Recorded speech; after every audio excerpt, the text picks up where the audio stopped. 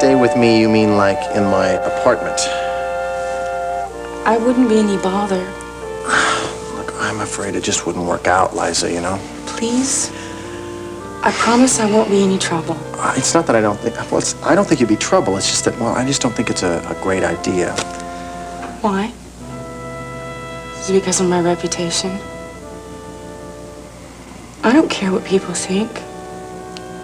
I need to be with someone I trust right now. I trust you. What about your family, Liza? I mean, I know your mother would be crazy to have you home so she could fuss over you.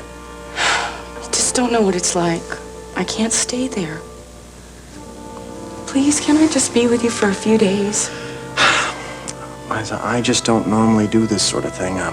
Look, why don't I call your parents and I'll talk to them and try to explain things for you. They won't understand. They're not going to take explanations. They're going to make judgments. Just like everybody else. Well, yeah, that sounds great, but, I don't know if I could do it tonight. Come on, Dev, a late movie will be fun. Who knows, I may even spring for a couple hot fudge sundaes. What do you say? Well, I don't know if I can get a babysitter tonight. Well, try, huh? Call the one you got before. Well, could I get back to you later? Only if the answer's yes. Well, I'll see what I can do and I'll get back to you, okay? Okay. Okay, bye. Bye. That was Gil, wasn't it? Yeah, he wants me to see a movie with him after his shift. Do me a favor, turn him down. Do you think he's guilty? Yes! Don't you? I don't know. This is really odd. But I've never said anything to anybody about this, but the guy makes me nervous. I think he's peculiar, and I don't think he's ever been interested in me. I know you don't like anybody prying into your affairs, but I really wish you just wouldn't see the guy anymore. I don't like people prying into my affairs because my mother is an expert at it, that's all. I can talk to you. I feel like I can, and honestly, lately I feel like I'd rather be with no one than with someone I don't even care about. Good for you. Learning to live with loneliness, huh? Yeah. Not easy, is it, buddy? Tell me about it. Devon remembers the exact time, Gil. It was 8:05, and you told her that you had talked to Brian. So? So it was Brian's girlfriend's birthday, and they went to dinner, and they went to a party, and he never talked to you once. Brooke, I don't see how you can expect anybody to remember a phone call that they got 2 weeks ago. Because he didn't get the phone call, I did. You poor thing, you're out of your mind. Not only that, you told me you couldn't wait to finish what you'd begun. You know, Brooke, I think you ought to try your hand at writing fiction. You're real good at it. And Devon remembers hearing you talk on the phone. She can testify to that. And you want to know who I was calling, huh? Is that what you're after? Oh, I know who you were talking to. I answered the phone. I was talking to a girl, okay? I told Devon it was Brian because I didn't want to hurt her feelings. A girl? Yeah, a girl. A girl I met here in the bar, okay?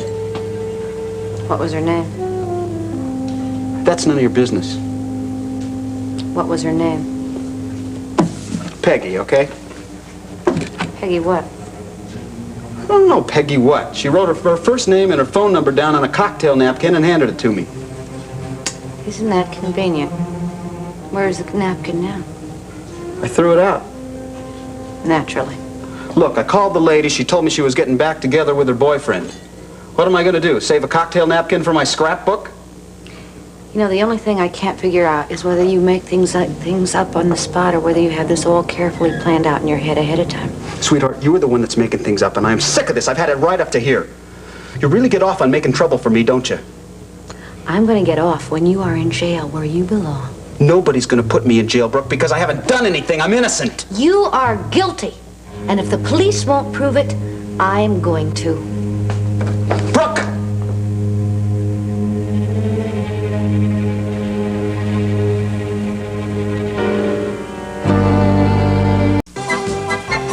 Great day in the morning, in the afternoon. On Loving. I have been up all night worrying and wondering, and I can't take another minute of it. Hear me out. Well, just say it. One is pregnant, and I'm responsible. And on One Life to Live. As David and Jenny plan the wedding of their dreams, a nightmare is planned by Brad and Dorian. wonderful wedding that wasn't. Loving One Life to Live. Weekdays. Tomorrow at 8/7 Central and Mountain, Bert Parks reveals some goofs from the Miss America pageant on life's most embarrassing moments, followed by the all-new Dom DeLuise and Friends. An ABC News Brief brought to you by the makers of Bully Toilet Bowl Cleaner, now from New York, Sylvia Chase. Good afternoon. Delivery of tanks and armored troop carriers to the Lebanese army's reportedly been suspended by the Reagan administration. This for fear the army's near collapse. Secretary of State Schultz said today U.S. ships will fire on Syrian-backed forces in Lebanon only to protect U.S. personnel there. In Beirut, the evacuation of the 1,200 Marines to ships offshore continued. John Glenn's campaign operation in Maine's being trimmed. Glenn hopes to save money for next week's key primary in New Hampshire. The Supreme Court today gave businesses filing for bankruptcy broad leeway to cancel union contracts. Now this. Don't let your toilet bowl bully you. Get Bully with automatic concentrated bleach that cleans even under the rim. Don't be bullied by your bowl. Bully your bowl instead. The French government pledged today to clear trucks blocking the nation's main roads. The truckers' protest began Friday. That's News Brief. More later on ABC's World News Tonight. Tonight, premenstrual syndrome, PMS. Could a condition that may trigger violence be a valid defense in a court of law? The notion could also be used as a sword against women. How does it affect women's rights? How does it affect you and your family? Watch ABC's World News Tonight with Peter Jennings.